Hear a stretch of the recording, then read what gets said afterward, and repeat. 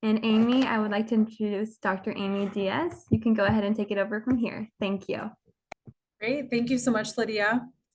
Well, hello again, everyone, and welcome to our webinar on fostering entrepreneurial thinking, hosted by the Maricopa Community Colleges.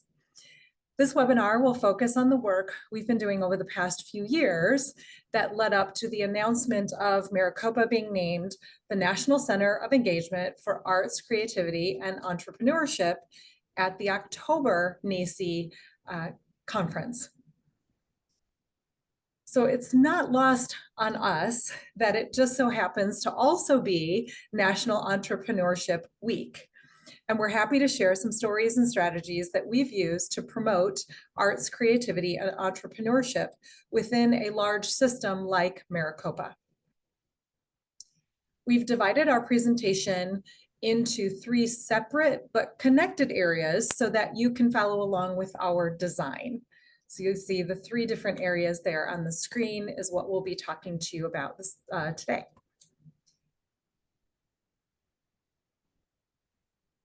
We'd like to start with our journey from the development of the Phoenix Forge, our makerspace, to the involvement with First Friday's Art Walk, which are events planned by ArtLink in collaboration with the City of Phoenix.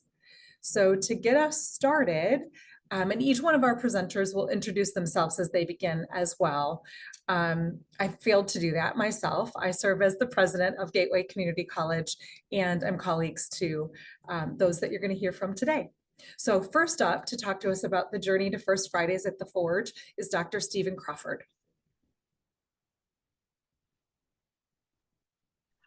Well, good morning, good afternoon. As said, I'm Stephen, and I am the District Director for the Maricopa Center for Learning and Innovation, and I am located in our district office between all 10 of our colleges. So I have a really interesting space to work in where I'm connecting to the colleges. And through that connection, in 2020, we launched our Innovation and Entrepreneurship webinar series. We saw this as a way to promote innovative and entrepreneurial thinking by shining a light on those throughout the district. It was a way to illuminate their efforts and help inspire others to implement the seeds of these ideas into their settings. Now, after this first year, we wanted to come together and do something hands-on. We wanted to build relationships where individuals could come together and explore the challenges and opportunities together. We wanted to create a space to meet and challenge the status quo, think differently, and create the future we want. The natural answer for us was to look at the Phoenix Forge that was in development at that time. And Dr. Bruce Balfour helped us plant the next seeds. Bruce? Thank you, Stephen. Good morning, good afternoon, like Stephen said. I'm Bruce Balfour, and I'm the Executive Director for the Phoenix Forge Makerspace, which is, curiously enough, in Phoenix. Phoenix Forge is an off-campus 21,000 square foot facility in downtown Phoenix. While it is managed by Gateway Community College, we're actually considered a district asset. So we're available to all 10 colleges in the district, which is about 160,000 possible students. In addition to the students, we also serve faculty, small businesses, and the public. And we currently have over 1,700 members, with 1,340 of those being students. We opened Phoenix Forge in February of 2021. I attended the NACCE Makeshift Conference in San Diego in 2022, along with Stephen Crawford, Bruce McHenry, Karen Seda, and Benjamin Bednarz. And we started discussing the idea of having regular events at Phoenix Forge with participants from all of the colleges. I think one of the reasons that this has worked out so well is that Phoenix Forge is effectively neutral territory in the district because we're not located on one of the campuses. The idea of neutral territory fits very well with the third place concept from sociology. The intent of third places is to build community and establish trust through regular group contact, which stimulates collaboration and innovation. Third places are typically off campus, which helps get people out of their silos of activity where information flow is limited. There are also safe spaces where it's okay to be playful and have fun, and this can be promoted through socially engaging activities. In our case, we have people make things and they can socialize while doing so.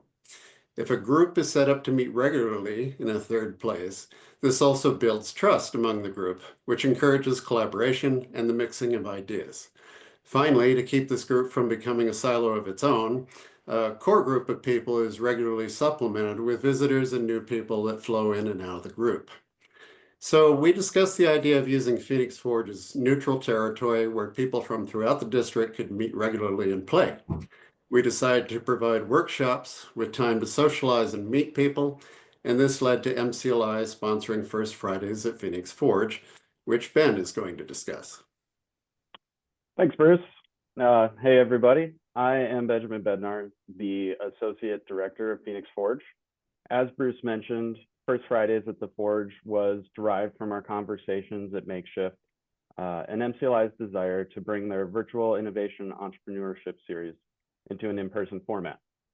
With Phoenix Forge being both the neutral location and exciting new program within our district, we felt it was just the place to offer this opportunity. Our goals for First Friday at the Forge are to introduce concepts of innovative and entrepreneurial thinking to students, staff, and faculty across the district, provide meaningful hands-on project-based learning experiences that incorporate the opportunity to learn how to use makerspace equipment, to amplify our internal marketing efforts of Phoenix Forge within the district by creating branded items that could be taken back to campus and worn or displayed to generate additional interest, to equip attendees with skills and plant the seeds for incorporating making-based activities into their own curriculum, and to draw students, staff, and faculty to Phoenix Forge and the vibrant Roosevelt Row and Grand Ave Arts District that feature local art galleries, small businesses, award-winning restaurants, and many other community organizations in downtown Phoenix. We began the first year with the focus of integrating makerspace activities with the I&E concepts introduced during the MCLI workshops. By developing activities that reinforce the concepts of personal branding, design thinking, traditional versus emergent planning, and coaching for engagement, attendees were able to leave the workshop with an object that represented their new knowledge. During the first year, we used digital design software, vinyl plotters, and heat presses to create exclusive MCLI by Phoenix Forge branded t-shirts, laser cutters to create wooden business card holders and boxes, and digital business cards. Our final activity for that year was creating laser engraved beverage tumblers that many attendees still use today. As we moved on to the second year of the First Fridays at the Forge workshop series, we reflected on the previous year, learned some lessons, and iterated as a team.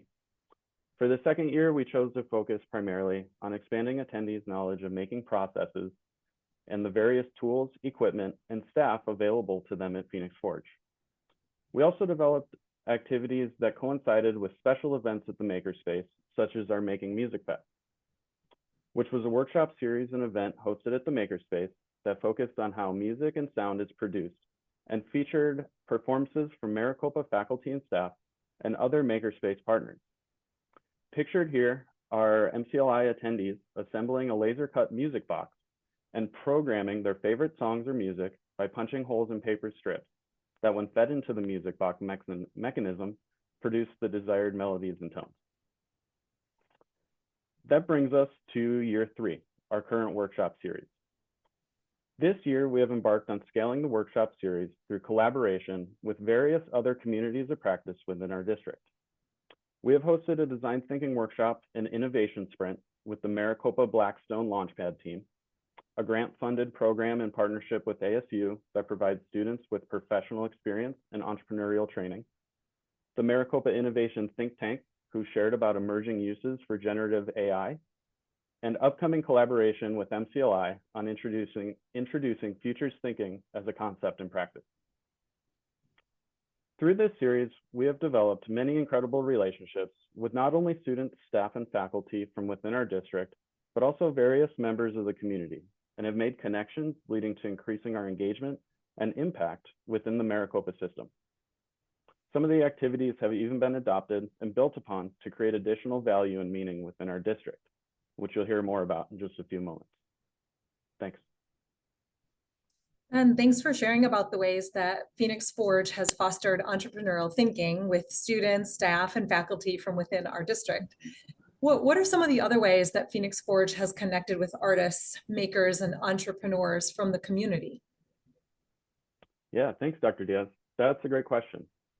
In addition to serving the student, staff, and faculty of the community colleges, our location is in the heart of downtown Phoenix, the Arts District, and it creates many opportunities to engage with the local community.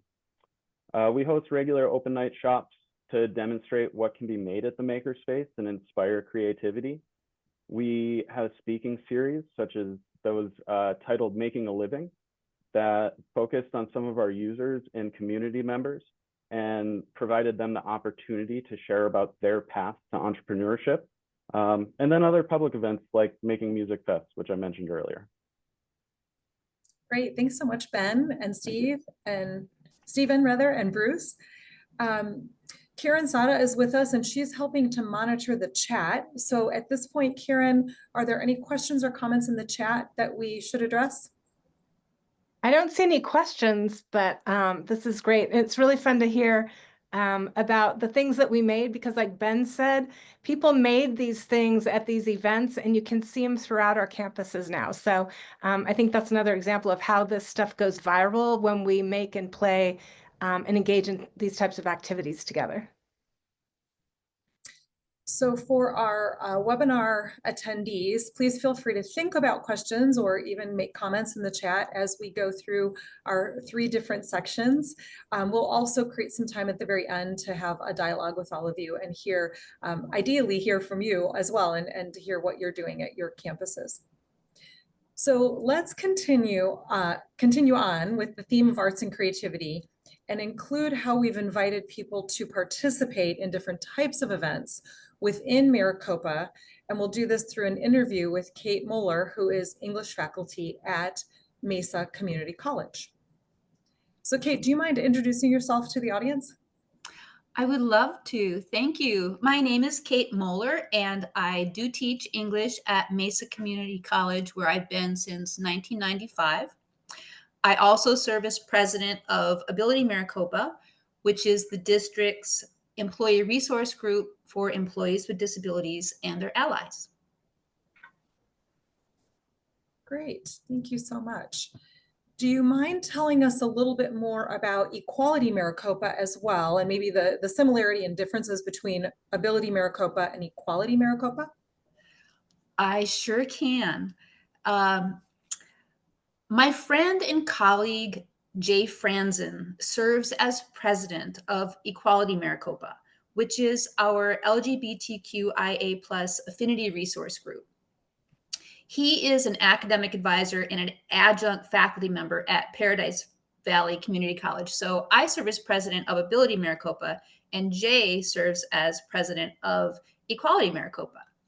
And Jay has a special way of cultivating investment and hope, and I'm always interested in learning from him. So it was a no-brainer to partner with Jay and his group. All of our members know what it's like to feel different and left out. We are always wanting to build a more inclusive and supportive community, including at work. Great, thanks, Kate.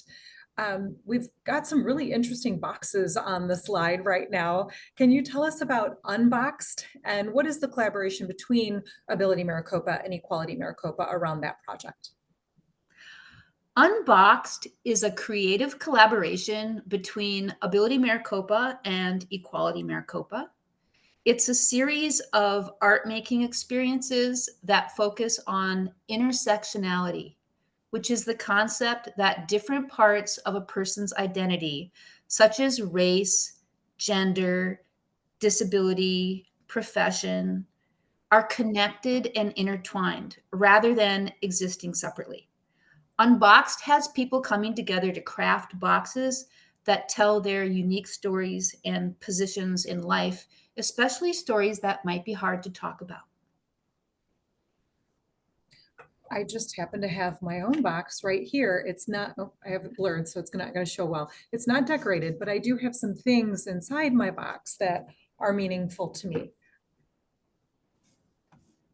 So you mentioned that Ability Maricopa, you've mentioned to me specifically that Ability Maricopa was concerned about the lack of online access to professional growth opportunities and other events, especially as we were, sort of coming out of COVID and we were transitioning from completely online to back to more in-person events. Can you say more about why having automatic online inclusion or digital first thinking is so important for people with disabilities and others in the workplace?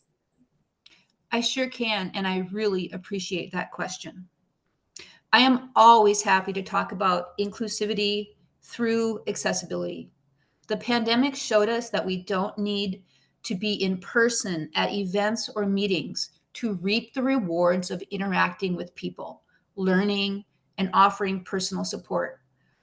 While this should come as a relief and a solution to supervisors and administrators who are trying to build community within departments, instead we see supervisors and administrators refusing to give online access or flexible schedules unless you have a disability. This calls out people with disabilities in a negative way, and it's a disservice to all other employees who, for whatever reason, car trouble, childcare, sickness, traffic, who can't make it in person. We take a digital first approach to Unboxed, considering our online audience first, not last. We make it possible to bridge the divide between people in the room and people online. And we can see that in the pictures that we have selected to share here.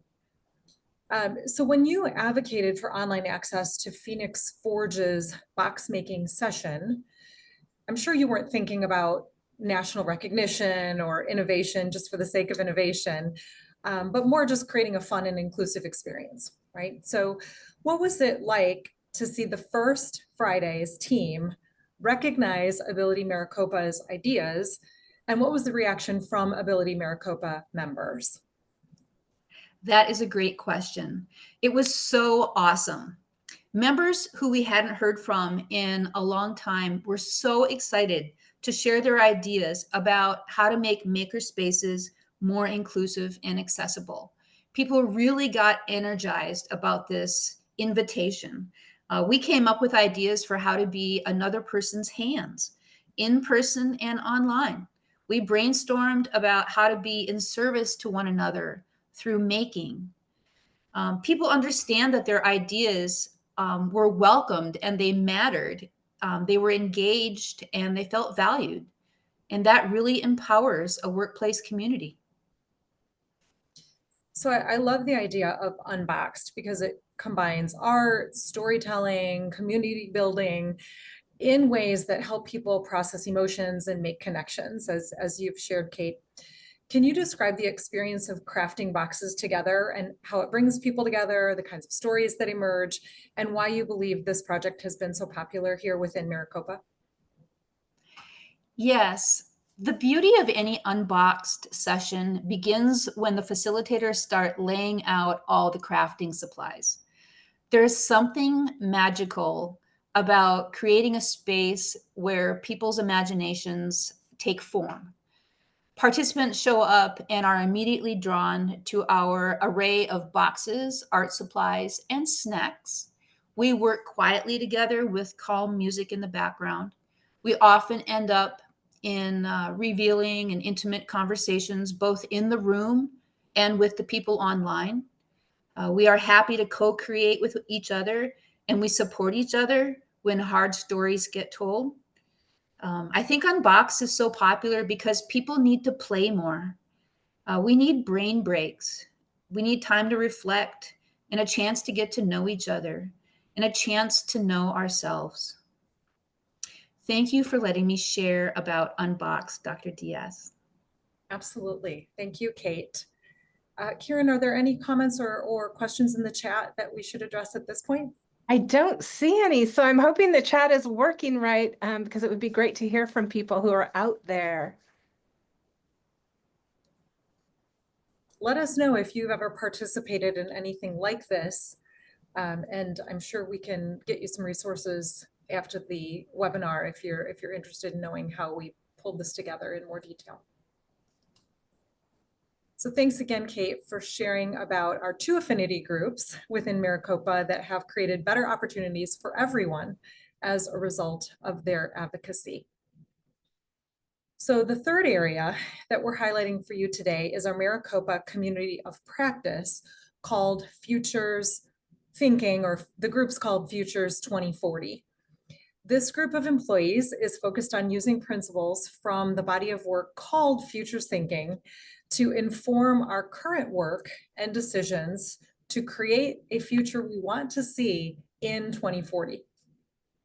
This work is also adjacent to that of developing an entrepreneurial mindset.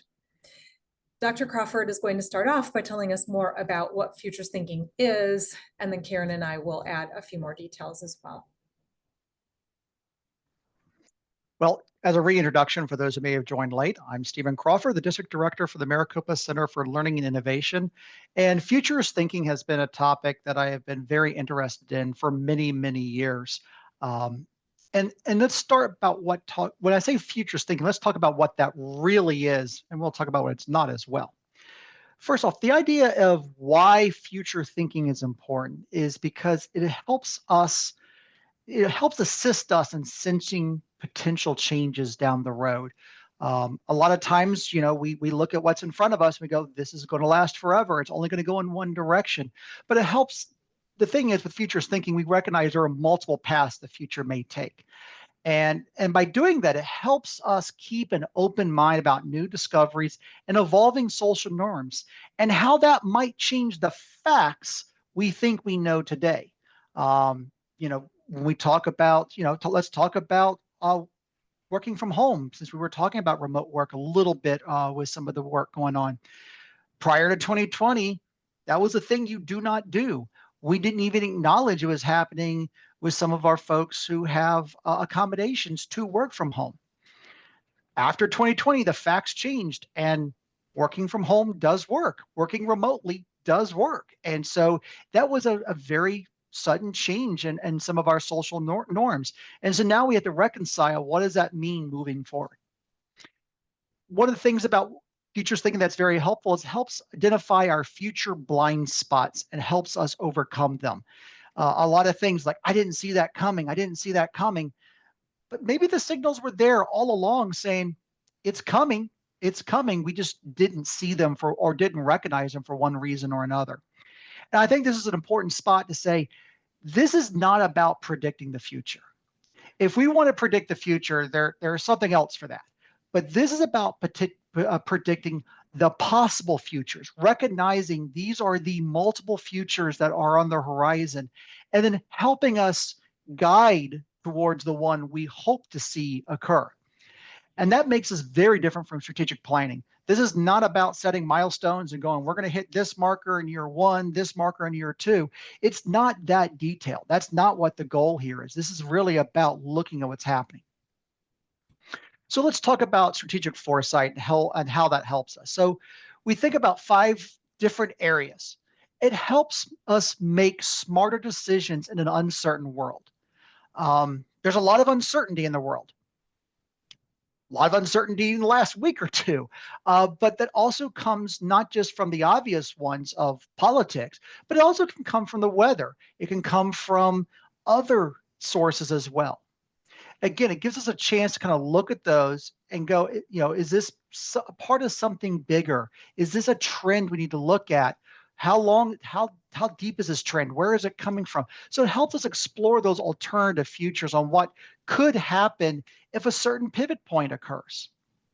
It helps us build that long-term resilience to change when you start to recognize some things move in cycles.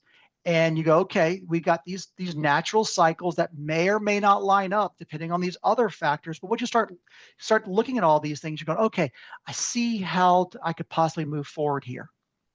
That then allows us to create opportunities for innovation, because we can go, there's a need coming, and this is where this innovation is going to be needed. Sometimes the best innovations that we have fall flat, and they fall flat because they were too early. And so this helps us see when those opportunities may be and going, oh no, this is when we try this. We set the stage now and it will work better later. And that's all about moving forward and enabling that positive change. It's not about being a victim of the circumstance. It's about recognizing what's coming and either bracing for it and preparing for, like you would for a storm, going, we have a storm coming. We just need to ride this out. Or maybe it's a situation where you're like, okay, we can prepare, and now let's start planting the fields and growing great opportunities. So why does this matter? It's easy. Constant is change. Change is constant. Technology, society, global challenges, they're all shaping our world. It helps empower our actions. Future thinking equips us to make better decisions today for a better tomorrow. And it encourages creativity. And I think this is a big one because it helps us break free from conventional thinking and helps us imagine new opportunities. And the framework and the activities that are part of the ITF toolkit really does that, because you just can't sit down and say, today I'm going to think about the future. It doesn't work that way. You really have to work your way into it. And that's where we look at 5 different pieces. And that is we look at, from a framework standpoint, we're looking at what's going on socially, technologically, economically, environmentally, and politically. When you consider all 5 of those elements, it helps you understand where things may or may not go and where they may need help to get to where that positive change you want. So let's talk about that foresight cycle.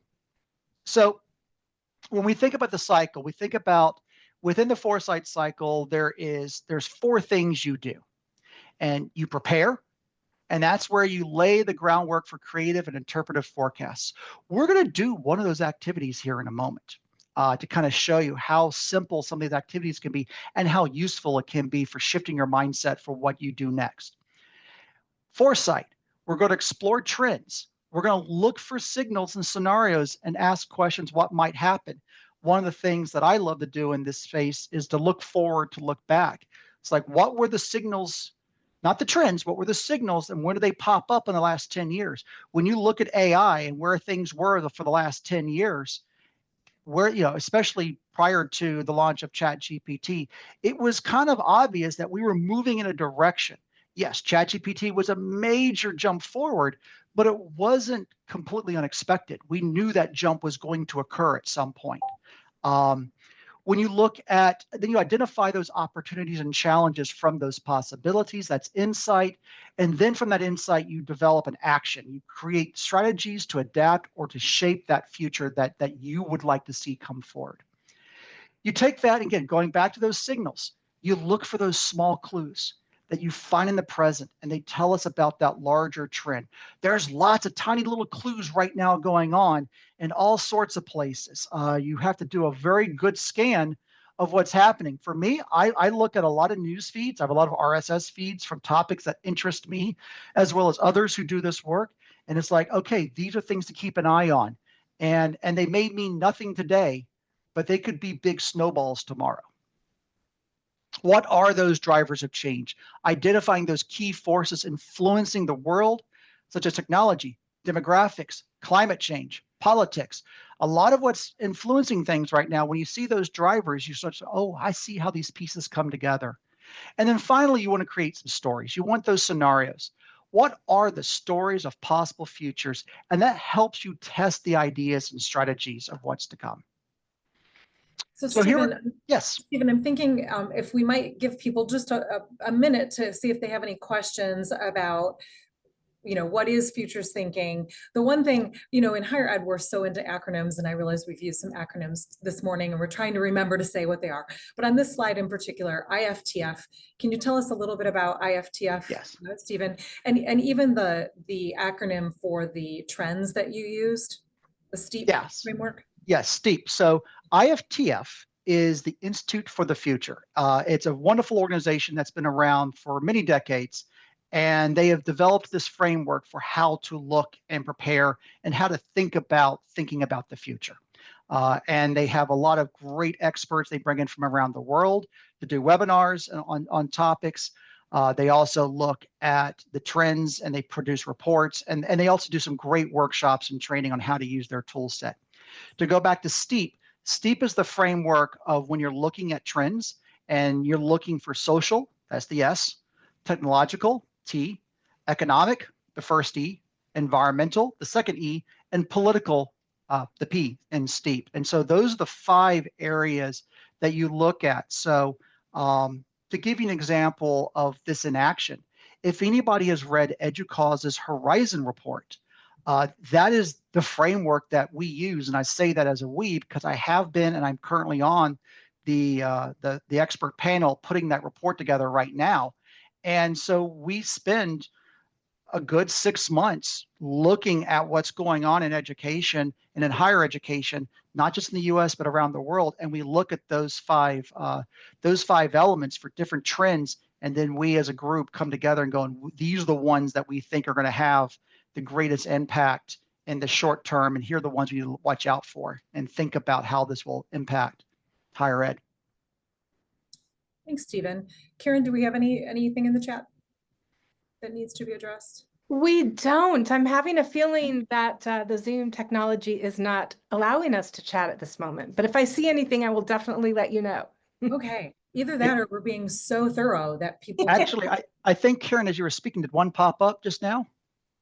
Oh, yes. Jillian Alexander. Thank you. In what ways does this compare to and differ from scenario what if planning? Actually, this is a way to develop those scenarios and what if plannings. I think, and it depends on how you're building your scenarios and how you're building your what ifs. If you are using a framework such as this, where you're first thinking about, okay, we're doing this 10 years in the future, what are the things that might happen? You start building those trends. It creates a realism for that scenario what if planning.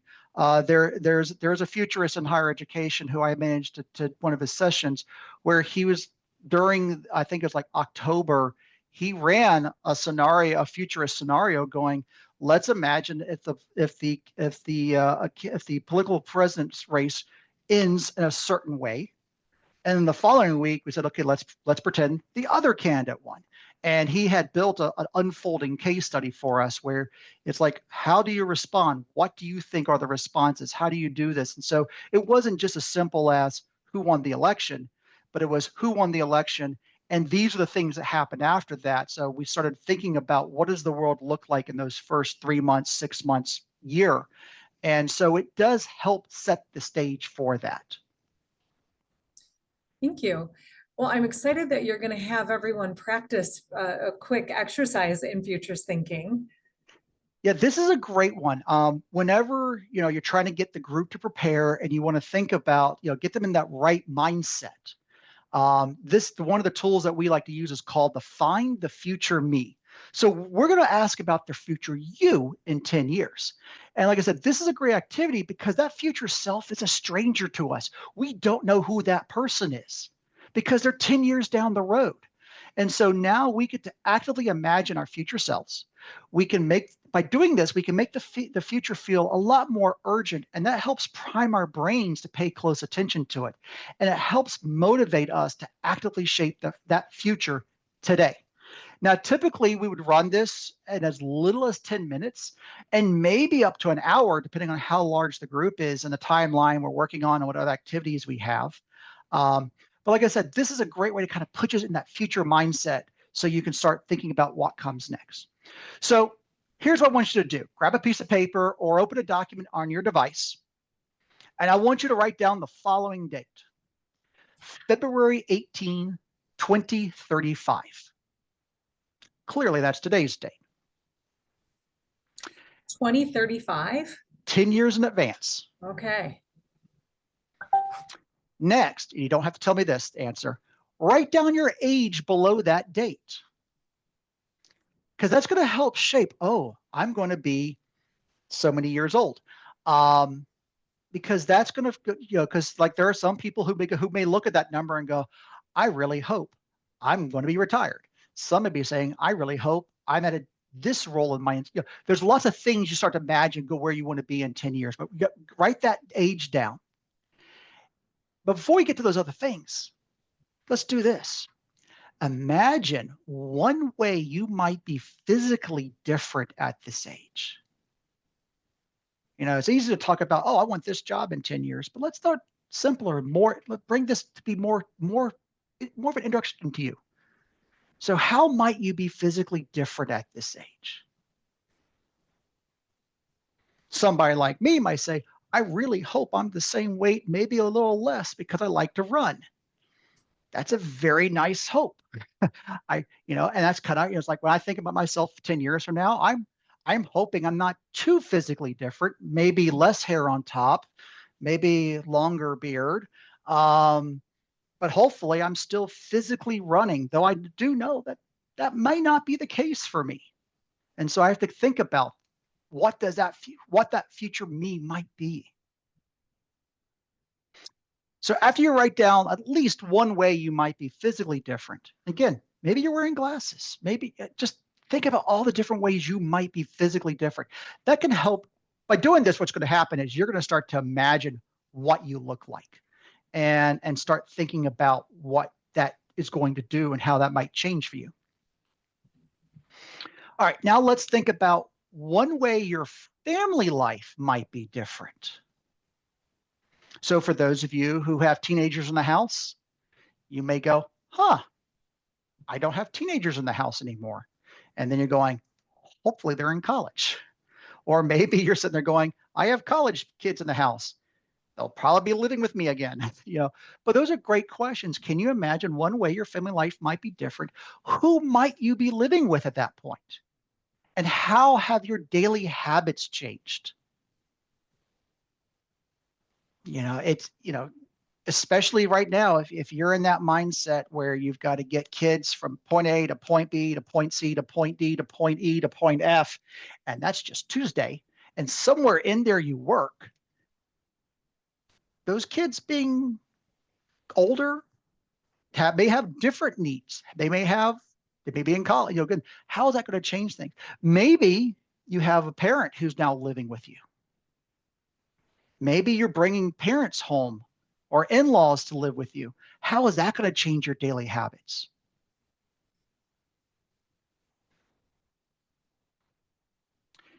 Now, can you imagine one way you might be a stronger or better version of yourself? Is there a new skill you have learned or improved? Or maybe a habit you've changed? Perhaps you've lived or survived through something that has made you much more wiser and more resilient. Don't you like these questions better than what job do you want to have in 10 years? These are much better questions because it asks you to get into more detail, asks you to be more imaginative about who you are. What do you want to, it's like can you imagine one way you might be a better or stronger version of yourself? It's like, yeah, what new skill do I hope to have learned? I want to learn to play the bagpipes one day. Maybe I finally did it. Maybe I'm finally playing bagpipes. Those that survived or lived through something that made you wiser or more resilient, that's a hard one to answer sometimes because that's that sudden thing that you hope never happens, but maybe it did, And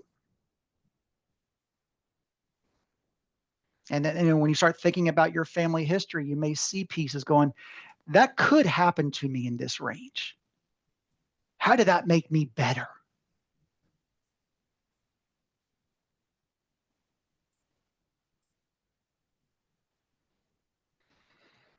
So those are some things to think about. Those questions is a great way to get started and to think about who you on February 18th, 2035 is.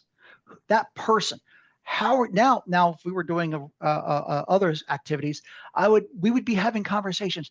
How would that person handle whatever topics we're working on? What is that person's reaction.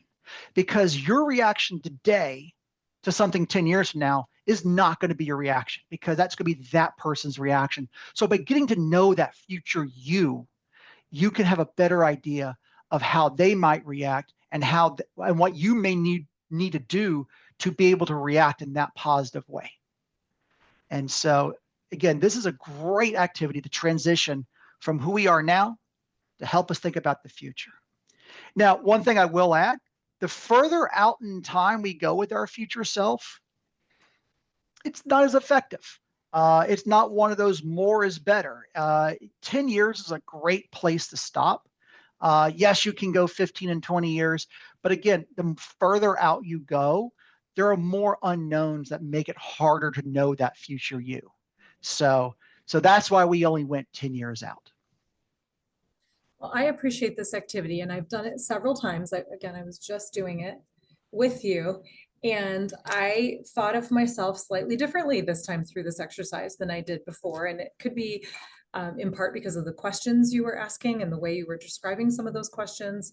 And it could be because I had a place to start from, because I've thought of myself in 10 years before using this particular tool as a way to, as Stephen said earlier, almost start to program our brains to be able to think 10 years into the future.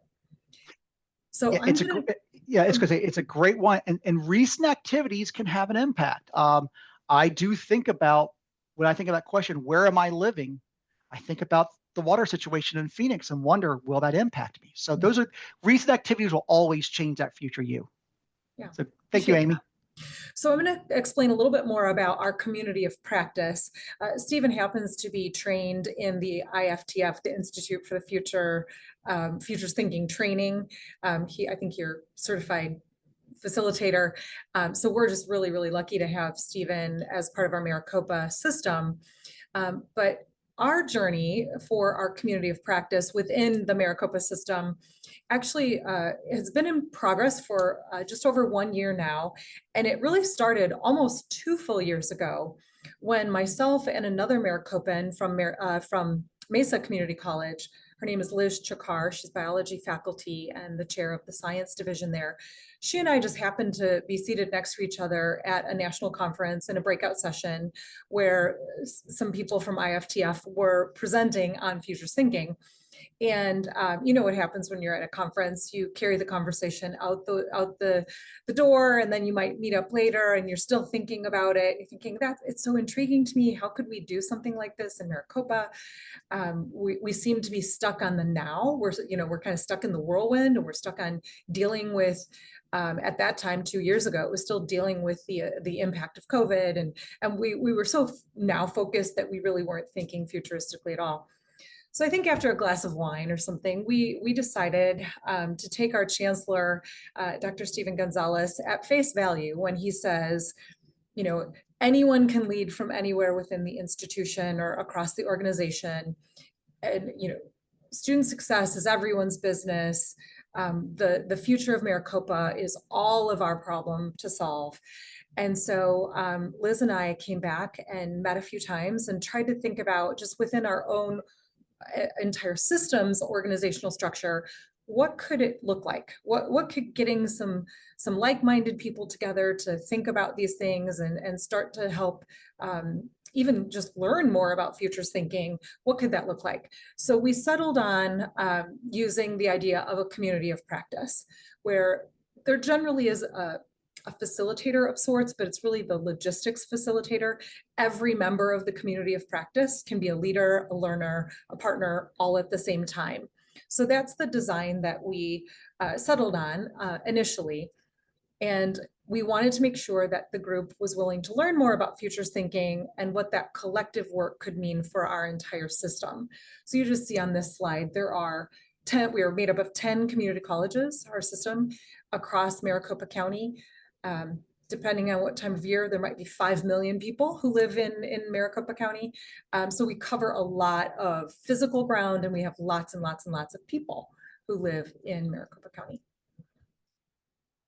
So we ended up doing a bit of an all call, but we went through the presidents we went to the 10 presidents and said, do you have 2 or 3 people at each of your colleges that are either interested in futures thinking or might even already be doing some futures thinking work? And that ended up giving us a group of, I think we ended up with about 25 people initially, 2 to 3 from all 10 colleges and 1 or 2 from the district office, composed of faculty, staff, and administrators from across the entire system. Sometimes that community of practice language is applied only to faculty learning groups, but in this case, it's very broad. It's faculty, staff, and administrators. Liz and I are co-facilitating, but really that just means we're doing the majority of the logistics and sending things out and making sure we're gathered in a space together and that sort of thing. We meet once per month in the fall and once per month in the spring semesters. So the 2 semesters at one of our colleges, and we do have an occasional virtual option or virtual meeting for about 2 hours.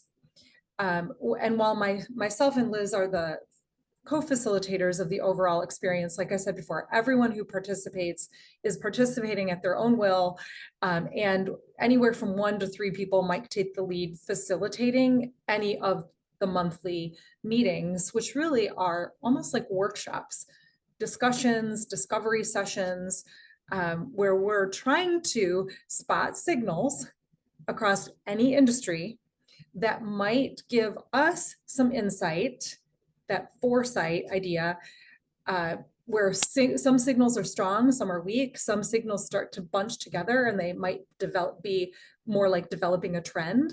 And then a trend is something that we know we can count on more faithfully, if you will, to inform decisions about the future. So we spent the first year learning about signal spotting, learning about trends, those things you heard Stephen share on previous slides, learning about drivers, and getting exposed to some of the foresight tools. There are about 20 different tools that IFTF has designed to help groups do this futures thinking work. So this year, we began to focus on the STEEP framework that Stephen talked about earlier to identify signals and trends in that trend analysis framework across multiple industries that could inform. What we're focused on is the future of higher education, because you can be focused on the future of anything, right? But we are, as a community of practice, focused on the future of higher education and specifically the future of community colleges and where we who work in community colleges, where we see the changes coming in community colleges in 2040, so that again, we can make the decisions now that create the future we want, because there are infinitely multiple possible futures. Right? And we want to see the one we want. We want to develop the one we want. So the bottom line is our community of practice learns together, we share resources and ideas together, and we ultimately practice futures thinking together. That was one of my biggest takeaways when I really started learning more about this, is that you have to practice it like you might practice yoga or Pilates or something. You don't just do it once and then you're done and you kind of have it. You always have to be spending some time doing it. And some of the IFTF leaders will say, if you don't build it into your schedule, you may not remember to do it. And so I've been trying to build an hour into my weekly schedule every week to do some signal spotting, or like Stephen said, get some RSS feeds and read what's going on across the world, not only in our country, but across the world. So we're about a year in right now. And so it took us the whole fall of the first year just to figure out what we were doing. We started in January. So from January to May, we had our first semester last year. And then we decided to do a summer retreat. So it was in the middle of May, the spring semester had just ended. And you can see the picture of, this is about half of our community of practice in terms of the number, but we were at the Phoenix Forge. So we went again to that neutral territory where all 10 colleges have access to the Forge. And we decided to use that to do some making together. So Kieran, I know you were part of it, and you've been a huge champion for the National Center of Engagement, Arts, Creativity, and Entrepreneurship. You're a member of our community of practice. Will you just tell us a little bit about your experience with our summer retreat and what were we doing here last May? You know, it was really fun. Thank you, Amy. We were imagining the future of education, the future of a classroom, which of course, many of the groups reframed, will there even be a classroom? And we didn't spend a lot of time on those art projects, the art and making experience, but to watch everyone working together, talking with each other, laughing, playing, imagining. And I will tell you, one person in the back row with his hand up there in the picture, one of the things that Corey described was, some of us drove about 45 minutes to get to this event. But when we're involved in these engaging, meaningful experiences, we are intrinsically motivated. And so, today we're talking about the National Center of Engagement, not the National Center of Top Down, not the National Center of Tell People What to Do, but the National Center of Engagement. And I think that's what connects all three of these projects together. The First Fridays, the Unboxed, your community of practice, and this really challenges what we think about as professional development and how we go about it. So I could talk about these things forever because it really is so engaging. Yeah, and I think this quote really embodies what we are trying to be in our Futures 2040 group. The future is not something we enter, it's something we create, right? And so that's really almost the theme of our webinar today, I think, is thinking about what we're doing now to create the future we want. So if you're interested in learning more about futures thinking, you can check out IFTF's website. I know Lydia is going to send an email out to everyone and our slide deck is going to be included. And so those two links are live links for you. We suggest that you start small and begin by looking for signals and reading about futures thinking. That's probably really a place to start. You can do that as an individual person. Another way to learn about this body of work is to take an online course. So you can do that through IFTF. You'll see lots of resources on their website, but Maricopa Community College is really becoming a partner of Maricopa Community College. And they're about 4 years, I would say 4 years ahead of us in this futures work. But they have developed a 4-week asynchronous online course. And many of our community of practice members at Maricopa took the course. It was reasonably priced. It fit, we're all working, we all have full-time jobs. We're all doing this as other duties as assigned by way of being interested in this work. No one's being paid to do this work within Maricopa. We're just all learning together. And so taking that course from Maricopa, and I think that link takes you right to the website to see what that course is about, was really helpful to learn about it even more in sort of a deeper way. You certainly could start a community of practice at your own institution and find those people who are interested in learning more about it and begin shaping that future that you want to see. So as the National Center of Engagement for Arts, Creativity, and Entrepreneurship, we are hopeful that you are inspired to foster entrepreneurial thinking, being, and doing at your own institution. And it seems like we might have just about the right amount of time to hear from a few of you who have joined us today to share what you might be doing in these spaces at your own institutions. So feel free to raise your hand or unmute if there's something you would like to share that you're doing at your own institution. Nothing in the chat yet. Anyone unmuting? Or even if you want to know something more about what we shared in our 3 examples today.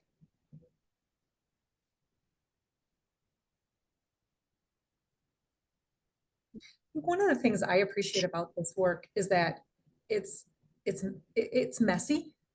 It doesn't have to be super nice and tidy and clean.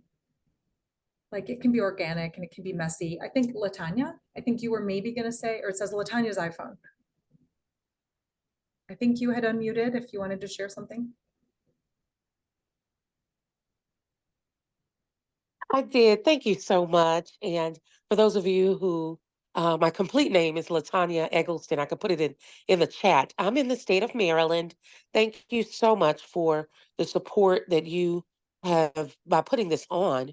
I wanted to add to the conversation and thank everybody first for everything they've shared. It's been fantastic. So one of the things that we are doing at our campus, and we really are working more on the mental health initiative. And we have recently received a grant where for the mental health initiative where we have partnered with and we're supporting another business to come on our campus and for suicide prevention in the month of May, Send Silence Packing. And so students are involved. We have student service learning. And so our entrepreneurship space or our business students and service learning students are participating in stamping out the stigma around mental health on our campus. And we've been doing that by partnering with other nonprofits and community leaders, and bringing that on campus truly has been something rewarding. Yeah, it's such a huge topic and a huge concern. And I think the idea that what I love that you shared is very entrepreneurial in the way that you're approaching it, in my mind, because you're engaging other groups that are already subject matter experts and they're already doing that work, but bringing them in to partner to, you know, address the whole needs of our students and really our employees as well. It's a really great example, I think, of getting at that where arts, creativity, and entrepreneurship can converge, and just see how, you know, you've identified a problem and come up with some solutions, and this is at least one way that you're addressing the issue to make sure that our students are able to continue on with the whole reason they're here at our institutions is to try to better their lives by getting some sort of training or complete a certificate or degree of some sort to be able to better their lives. So thank you for sharing. Thank you. Probably time to hear from one more person if you want to share something about what your college is doing, or maybe even a problem you're trying to solve. Maybe you haven't even gotten to the solution side of it. Maybe you just have identified a problem that you want to share. Or maybe it's an opportunity. Not everything's a problem.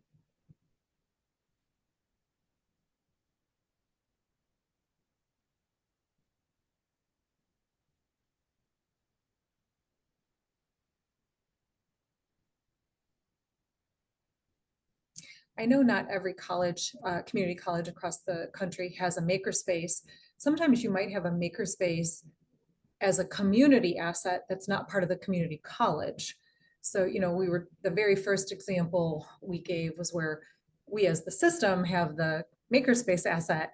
The community had this monthly activity on the first Friday of every month that brought people into a geographic location where our makerspace is located. So we forged that partnership intentionally to give another opportunity to people who were going to the first Friday art walk in downtown Phoenix anyway, and it brought them into the makerspace, right? But you might be in a situation where you would take students and employees to a makerspace because maybe it's a community asset.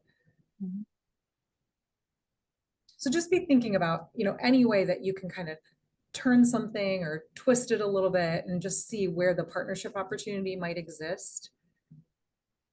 To create those opportunities for engagement, because that's really what it's all about.